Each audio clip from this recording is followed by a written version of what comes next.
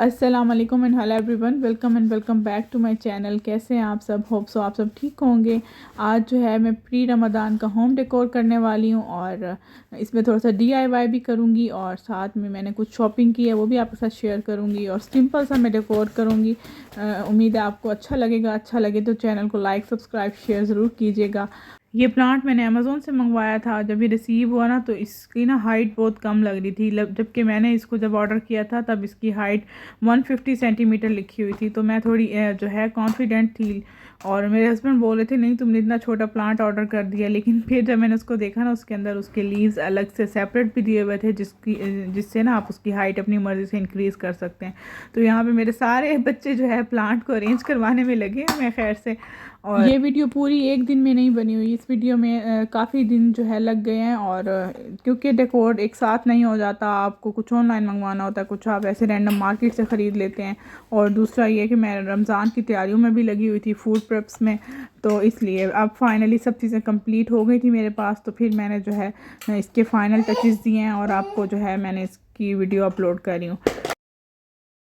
So this is the next day और we came today. जो लोग यहाँ पे रहते हैं उनको पता होगा कि एक 1 to 20 की मार्ट है जो काफ़ी हर जगह पे काफ़ी ज़्यादा ब्रांचेस हैं इसकी। और वहाँ पे हम आए थे, सोचा कि कुछ रमज़ान की डेकोरेशन के लिए भी कुछ लें।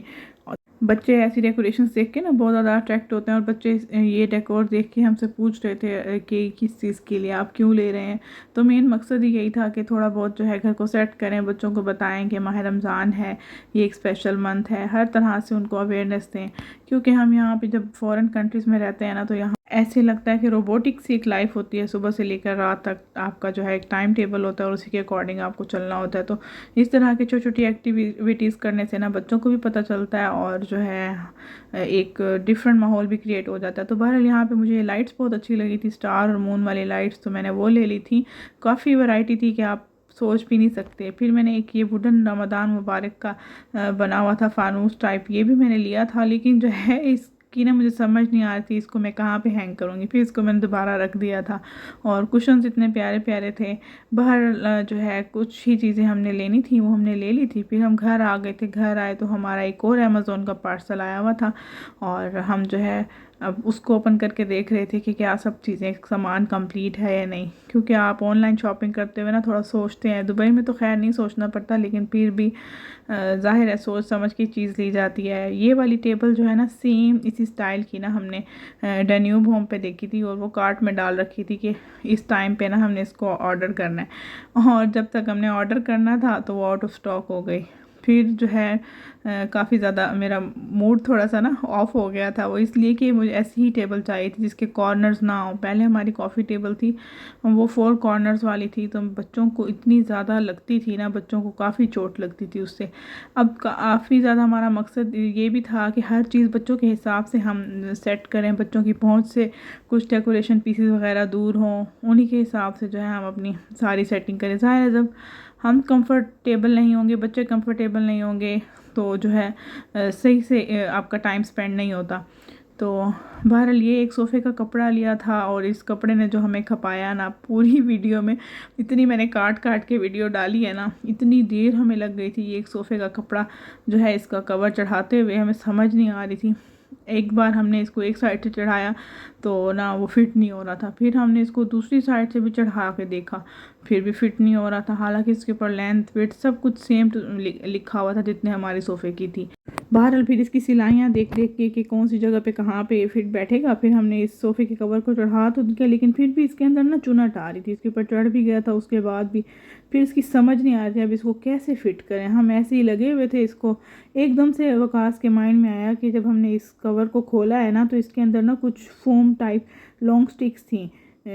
तो ना फिर वकास को याद आया इन्होंने किसी होटल में देखा हुआ था, उन्होंने इस तरह से ना फिक्सिंग की हुई थी। जब वो डालते गए ना इतनी अच्छी सी सोफ़े की फिटिंग बैठ गई, फील ही नहीं हो रहा था कि ये सोफ़े का कपड़ा है या इसके ऊपर से हमने एक्स्ट्रा कवर चढ़ाया। इतनी ज़बरदस्त फिटिंग थी, अगर वकास ना होते, उनके माइंड में ना आता ना मैंने इस कवर को वापस करके आना था।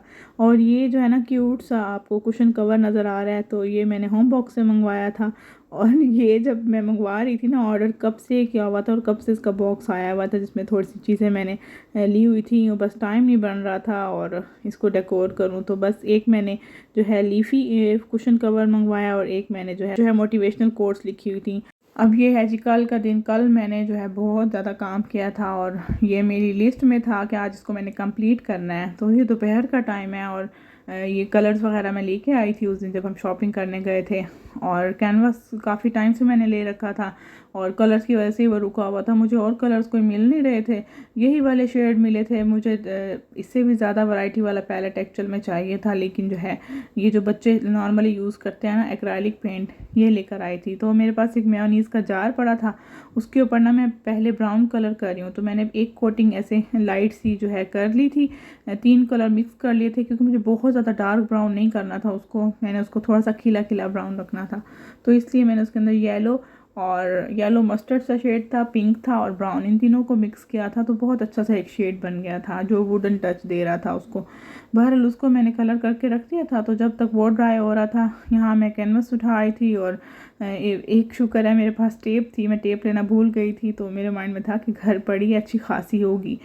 तो जब मैं लगाने बैठी ना, तो मैंने तीनों किनारों पे लगा तो ली पेपर टेप, और जब चौथे कॉर्नर की बारी आई तब जो है मुझे लगा कि बस ये आज काम नहीं होता और ये रमज़ान की प्रिपरेशन में ना ये वाला काम मेरा रह जाएगा। क्योंकि सोफ़े के जो ऊपर वाला एरिया था ना, वहाँ पे पहले 2 वॉल पेंटिंग्स हमने लगाई हुई थी और उसके साथ की ना 2 मैचिंग चेयर्स भी थी, लेकिन वो भी हमने जो है सेल कर दी थी वो उन्हीं के साथ एज अ सेट।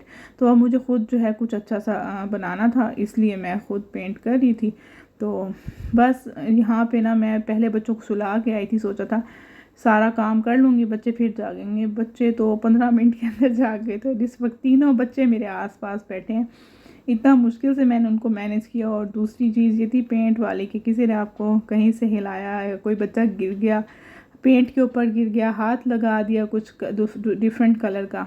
बहरहाल फिर मैंने हिम्मत करके जो है स्टार्ट तो कर दिया, और लेकिन फिर एंड होते होते काफ़ी टाइम लग गया था। मैंने फुल स्पीड में आपके सामने जो है वीडियो लगा दी है कि किस तरह से मैं साथ साथ बच्चों को भी देखती रही थी, मैनेज करती रही थी। कभी बच्चे राइट से आते, कभी लेफ़्ट से आते, कभी कहते कि कितने कलर बच्चे हैं, कब देंगे आप हमें। तो बहुत मुश्किल से मैंने इनसे छुपा छुपा के रखे हुए थे।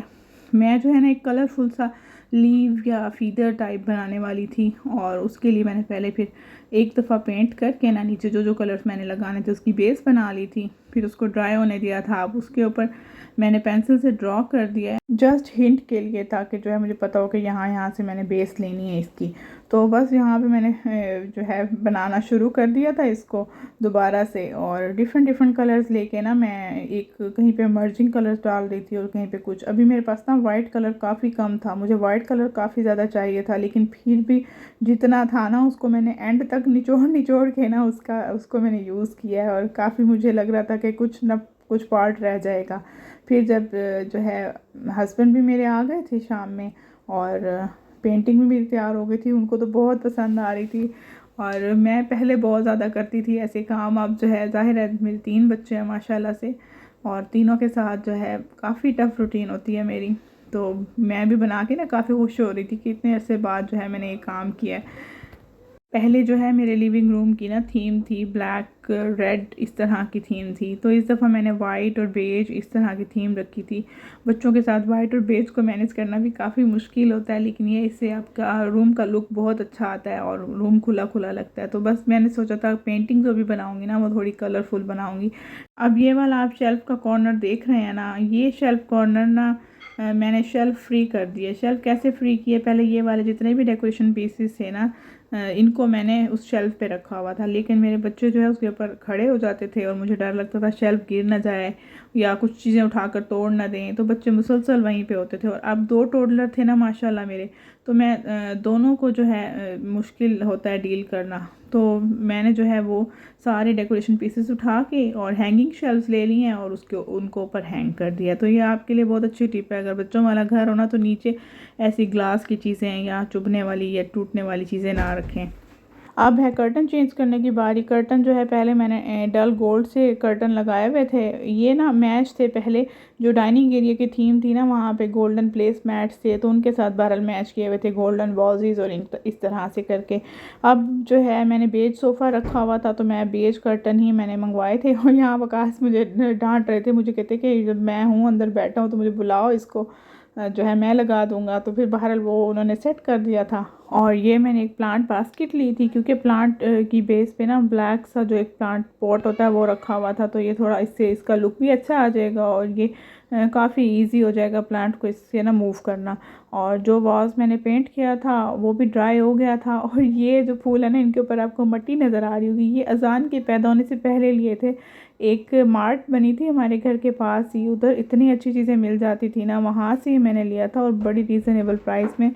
क्योंकि ऐसे वॉजेस मैंने home centre home box in पे देखे थे और इतने एक्सपेंसिव थे बहुत ज़्यादा। तो बस जब मैंने ये देखे थे ना फूल, ये तो मैंने ले लिए थे, लेकिन जो है बस ये रखे रखे इनको इतना टाइम हो गया तो फाइनली आज यूज़ हुए हैं। लेकिन जिस जगह मैंने रखे हैं ना ये मुझे लगता है यहाँ से भी मैं हटा दूँगी। तो नेक्स्ट आप क्लिप में देखेंगे कि इसकी मैंने पोजीशन चेंज कर दी थी। यहाँ मैंने जो है एक मिरर रख दिया था, स्टैंडिंग मिरर, और ये जो मैं लाइट्स लाई थी ना अब इनको लगाने का काम था। और ये मैं बिल्कुल डाइनिंग टेबल के ऊपर जो सारी दीवार है ना उसके ऊपर लगा दूँगी, क्योंकि यहाँ पे ना पहले पेंटिंग्स लगी हुई थी तो उनके कील वगैरह ऑलरेडी खड़े थे यहाँ, क्योंकि रात हो गई थी, रात में अलाउ नहीं होता आप जो है इस तरह से नॉइज़ पोल्यूशन करें, लोग जो है डिस्टर्ब होते हैं। तो फिर इन्हीं कीलों के ऊपर ही मैं जो है हैंग कर दूँगी जिस तरीके से जितने अच्छे मुझसे हैंग हो सकेंगे। पहले जो है थोड़े से लूज़ लगाया था लेकिन फिर उसको मैंने स्ट्रेट कर दिया था और एक साइड से ना लॉन्ग लेंथ में इसकी स्ट्रिप बच गई थी, वो इसलिए नीचे जा रही है क्योंकि वहाँ पे ही स्विच है पड़ा, तो इसका और कोई भी ऑप्शन नहीं बचता था कि जहाँ मैं लगाती। ये एक लांटेन ली थी, ये होम बॉक्स से ऑर्डर की थी क्योंकि मैंने जो डे टू डे पे देखी थी ना वो थोड़ी ना डिफरेंट लग रही थी, मतलब मैं चाहती थी कि उसमें बहुत ज़्यादा कलर्स ना हो, ऐसी डिसेंट सी हो। तो मुझे सेम प्राइस में ऑलमोस्ट जो है होम बॉक्स से मिल रही थी, तो ये भी मैंने कुशन कवर्स के साथ ऑर्डर कर दी थी।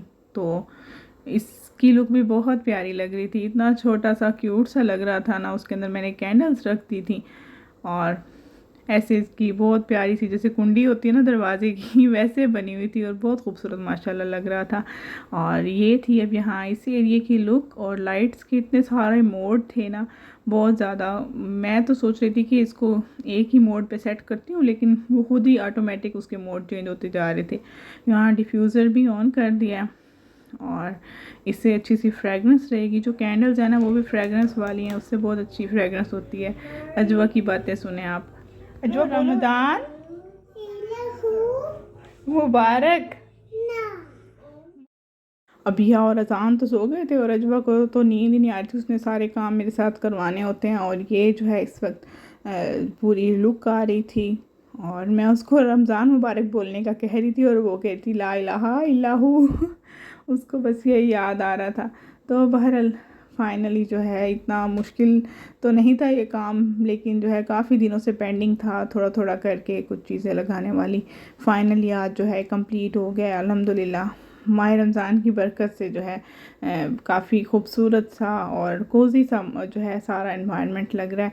और पेंटिंग जो है कुशन्स के साथ मैच हो रही थी। ये एक ब्लू कुशन पड़ा था, मैंने वो भी साथ ही रख दिया था और कुशन जो है ऊपर उठा के रख दिए थे, वॉज इधर सोफ़े के साइड पे रख दिया था क्योंकि यहाँ तक ना अजान नहीं पहुँच सकता वॉकर पे भी, तो उधर जो है पहुँच जाता टीवी टेबल के पास, तो इसलिए उसको भी मैंने साइड पे कर दिया था और वहाँ ज़्यादा अच्छा लग रहा था। तो बहरहाल ये थी जी आज की total look. Hope so video अच्छी लगी होगी, अच्छी लगे तो लाइक शेयर सब्सक्राइब ज़रूर कीजिएगा, अपना ख्याल रखिएगा, दुआ में याद रखिएगा। मिलूंगी नेक्स्ट वीडियो में, तब तक के लिए अल्लाह हाफिज़।